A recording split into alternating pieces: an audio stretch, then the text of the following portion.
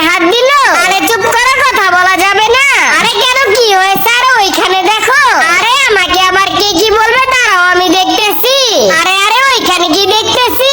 ওই তো একটা পুলিশ খুঁজতেছে মানুষকে, যে কথা বলে তাকেই নিয়ে যাবে।